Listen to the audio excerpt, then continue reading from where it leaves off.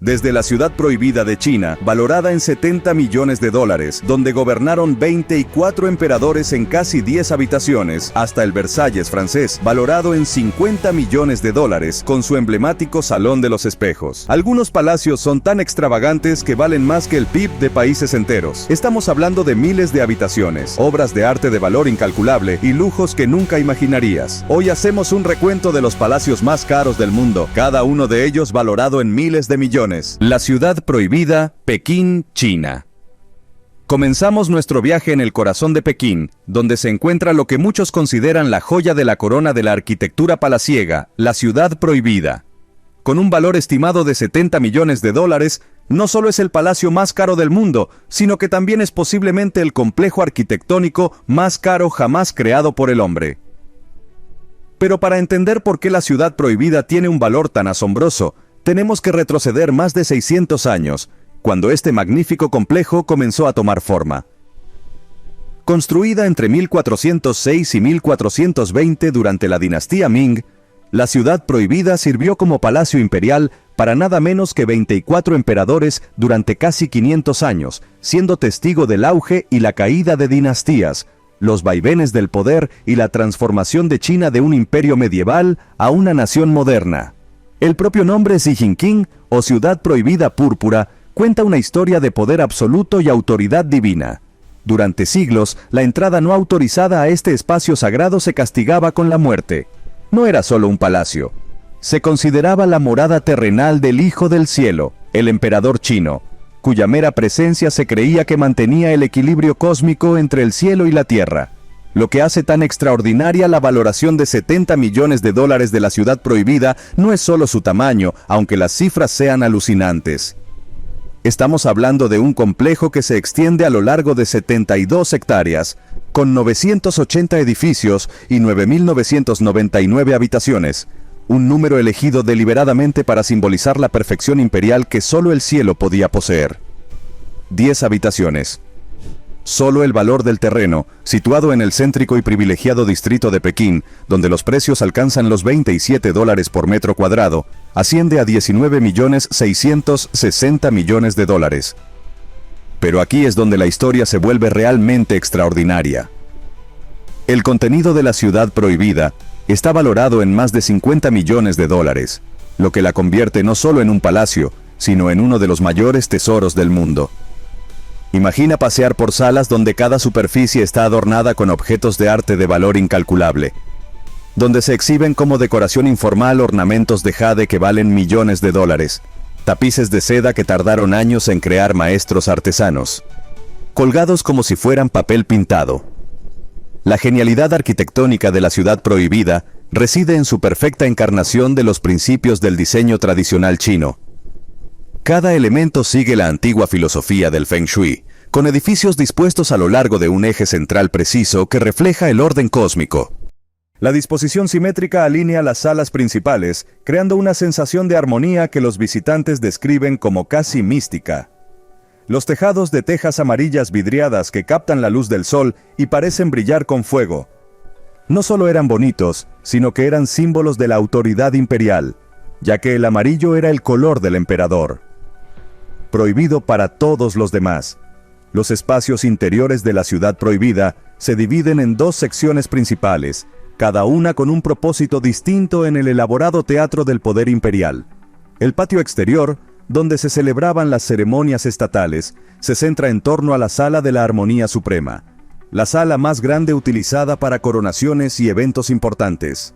Cientos de funcionarios vestidos con túnicas de seda se postraban ante el trono del dragón, mientras el incienso ardía y la música ceremonial resonaba en las salas diseñadas para que los simples mortales se sintieran insignificantes ante la autoridad divina. Luego está el patio interior, el mundo privado de la familia imperial, donde el Palacio de la Pureza Celestial servía de residencia al emperador. No se trataba solo de espacios habitables, sino de escenarios para los dramas más íntimos del poder.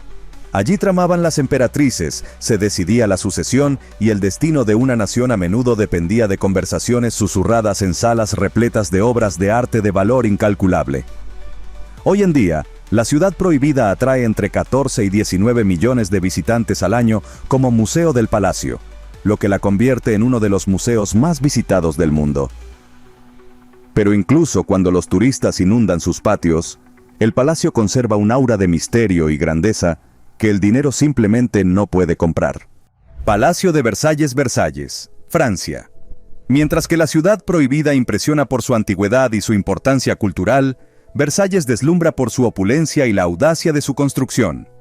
El coste histórico de la construcción del palacio equivale a 57 millones de dólares actuales, lo que lo convierte en uno de los proyectos de construcción más caros de la historia de la humanidad. Pero Versalles es más que un palacio caro. Es un monumento al poder absoluto del Rey Sol, Luis XIX, y un testimonio de lo que sucede cuando un monarca decide que ningún gasto es demasiado grande para demostrar la magnificencia real. La historia de Versalles no comienza con grandes ambiciones, sino con un sencillo pabellón de caza construido originalmente por Luis XVIII en 1623, que su hijo transformó en algo que el mundo nunca había visto antes. Cuando Luis XIX decidió ampliar el pabellón de caza de su padre en 1661, no solo estaba construyendo un palacio, sino creando una herramienta de control político. Al trasladar la corte de París a Versalles en 1682, el Rey Sol obligó a la nobleza francesa a vivir bajo su supervisión directa, convirtiendo a sus rivales potenciales en cortesanos dependientes que competían por su favor en lugar de conspirar contra su gobierno. La magnitud de esta transformación es impresionante. El palacio terminado tiene una superficie de 63.154 metros cuadrados y cuenta con 2.300 habitaciones. Pero es la calidad de esas habitaciones lo que realmente sorprende. La joya de la corona es, sin duda, la Galería de los Espejos, una sala de 73 metros de largo, con 357 espejos que reflejan la luz de 17 ventanas en arco, creando un efecto que los visitantes describen como caminar a través de la luz líquida. Pero, ¿por qué espejos? En el siglo XVII, los espejos eran uno de los objetos más caros que se podían fabricar. Venecia tenía el monopolio de la producción de espejos de alta calidad, y un solo espejo grande podía costar tanto como un buque de guerra. Al revestir toda una galería con cientos de espejos, Luis XIX estaba haciendo una declaración sobre la riqueza y el poder de Francia que resonó en toda Europa. La sala de los espejos no solo era hermosa, sino que era un arma diplomática diseñada para intimidar a los embajadores extranjeros y demostrar que Francia podía permitirse lujos con los que otras naciones solo podían soñar. La Ópera Real del Palacio, un teatro con intrincados trabajos en madera y pan de oro, representa otro nivel de extravagancia real. Terminado en 1770 para la boda del futuro Luis XVI y María Antonieta, este teatro podía transformarse de ópera en salón de baile en cuestión de horas, con un suelo que podía elevarse hasta el nivel del escenario. La ingeniería necesaria para esta transformación era tan avanzada que no se igualaría hasta el siglo XX. Los apartamentos de estado, incluidos los del rey y la reina, adornados con pinturas, esculturas y tapices, cuentan la historia de la vida cotidiana en la corte más formal de Europa. Cada momento del día real estaba coreografiado, desde la lever, la ceremonia matutina del rey, hasta la coucher, la ceremonia vespertina de retirada. El dormitorio donde dormía Luis el XIV no era solo un espacio privado. Era un escenario donde cada mañana se reunían docenas de cortesanos para presenciar el despertar del rey, un ritual que reforzaba su estatus divino. Las 800 hectáreas de cuidados jardines diseñados por André Lenotre representan una arquitectura paisajística a una escala que dejaba boquiabiertos a los observadores contemporáneos. No eran solo jardines, sino estancias al aire libre, cada una con su propio carácter y finalidad. Las famosas fuentes, que siguen funcionando hoy en día, requirieron innovaciones ingenieriles que superaron los límites de la tecnología del siglo XVII. El problema era sencillo. Versalles se encuentra en una meseta sin fuentes de agua naturales, capaces de alimentar unas fuentes tan elaboradas. La solución fue la construcción de la Machine de Marly, un enorme sistema de bombeo de agua que se consideraba una de las maravillas de la ingeniería de su época. Pero quizás el aspecto más conmovedor de Versalles es cómo se convirtió en símbolo del exceso que finalmente condujo a la Revolución Francesa. El palacio, que había sido la sede del poder absoluto durante más de un siglo, se convirtió en una prisión para Luis XVIII y María Antonieta, cuando las fuerzas revolucionarias los obligaron a abandonarlo en 1789. Hoy en día, Versalles recibe 15 millones de visitantes al año y es tanto un monumento a la grandeza real como un recordatorio del coste de la desigualdad extrema. Mientras Versalles deslumbraba con espejos dorados, el siguiente palacio resurgía de sus cenizas, con su verdadero poder oculto no en lo que mostraba, sino en lo que había sobrevivido. Palacio Imperial de Tokio, Tokio, Japón. Nuestro viaje nos lleva ahora a la Tierra del Sol Naciente, donde las antiguas tradiciones se mezclan con la realidad moderna en el Palacio Imperial de Tokio. Con un valor estimado de 11.500 millones de dólares, este palacio representa una fascinante fusión entre la importancia histórica y la economía urbana contemporánea. Pero lo que hace realmente extraordinario al Palacio Imperial de Tokio no es solo su valor astronómico. Es la historia de cómo la identidad de una nación sobrevivió a una guerra devastadora y emergió transformada, pero intacta. La historia del palacio comienza en la era feudal, cuando este lugar albergaba el castillo de Edo, sede del shogunato Tokugawa, que gobernó Japón durante más de 200 años. Pero la transformación de fortaleza feudal a residencia imperial vino acompañada de uno de los acontecimientos políticos más dramáticos de la historia de Japón. El palacio se convirtió en residencia imperial en 1869, después de que la restauración Meiji trasladara la capital de Kioto a Tokio, lo que marcó el fin de la era samurái y el comienzo de la transformación de Japón en una nación moderna.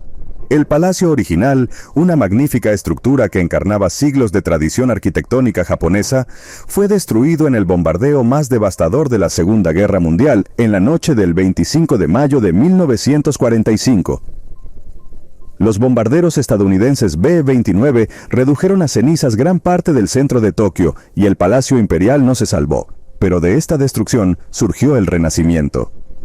El palacio actual, terminado en 1968, fue diseñado por Junso Yoshimura, uno de los arquitectos más célebres de Japón, que se enfrentó al reto de crear una estructura que honrara la tradición y al mismo tiempo abrazara la modernidad.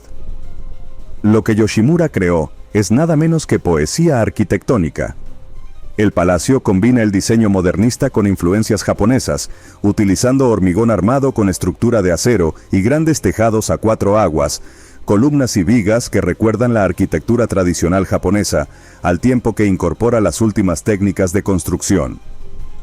El uso de maderas y piedras nacionales crea una conexión con el paisaje japonés que va más allá de la mera estética.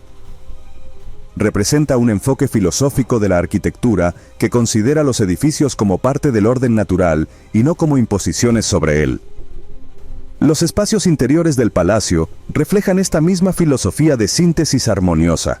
El salón de actos Seiden, utilizado para ceremonias oficiales, y el salón de banquetes Home Aidon, que acoge banquetes diplomáticos, muestran una estética que consigue ser a la vez totalmente moderna e inconfundiblemente japonesa. Las zonas residenciales cuentan con tatamis y techos artesonados tradicionales, creando espacios que podrían haber sido diseñados hace siglos, mientras que los suelos de parqué y el mobiliario de estilo occidental de los espacios públicos reconocen la posición de Japón como potencia mundial. Quizás la característica más llamativa del complejo es la sala de música Tokagakudo, una sala octogonal con decoraciones de mosaicos. Construido entre 1964 y 1966, este edificio, diseñado por Kenji Imai, representa el optimismo de la década de 1960 en Japón, cuando el país se preparaba para acoger los Juegos Olímpicos de Tokio y demostrar su recuperación tras la devastación de la guerra. El singular diseño octogonal de la sala crea una acústica considerada una de las mejores del mundo, lo que la convierte en un lugar predilecto tanto para la música clásica occidental como para las actuaciones tradicionales japonesas. Pero lo que hace tan notable la valoración de $11.250.000 del Palacio Imperial de Tokio no son solo los edificios, es el terreno en sí. Situado en un parque de 1.15 kilómetros cuadrados en el corazón de Tokio, los terrenos del palacio representan algunos de los inmuebles más valiosos del planeta. Durante la burbuja económica japonesa de la década de 1980, los terrenos del palacio tenían un valor teórico superior al de todos los inmuebles de California juntos, una estadística que refleja a la perfección la naturaleza surrealista de la inflación de los activos de aquella época. El palacio está rodeado de elementos que sobrevivieron a los bombardeos y lo conectan con sus raíces históricas.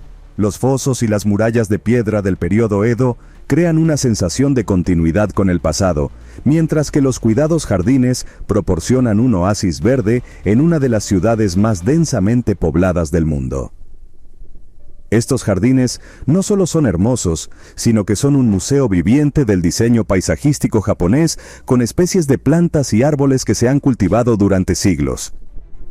La residencia privada de la familia imperial, el Palacio Fukiaga, añadido en 1993 por Shosouchi, representa el último capítulo de esta historia de evolución arquitectónica. Este edificio, que sirve de residencia principal del emperador, combina elementos tradicionales y modernos de una manera que refleja la cómoda relación del Japón contemporáneo con su pasado y su futuro. Mientras que el valor de Tokio se cuenta en miles de millones, el próximo palacio tiene un valor incalculable y refleja el legado real. Palacio de Buckingham, Londres, Reino Unido. Valorado entre 1.600 y 4.900 millones de dólares, el Palacio de Buckingham es más que una residencia. Es el corazón histórico y político de la monarquía británica. Su origen se remonta a 1703, cuando fue construido como Buckingham House para el duque de Buckingham. En 1761, el rey Jorge III lo compró para su esposa, la reina Charlotte, como refugio privado.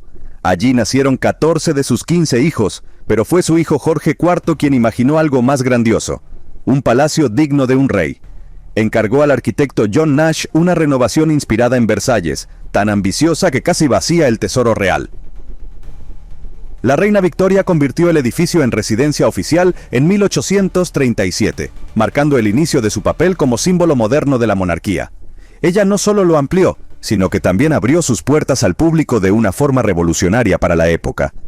Hoy, sus 775 habitaciones incluyen 19 majestuosas salas de estado, escenarios de coronaciones, banquetes y ceremonias.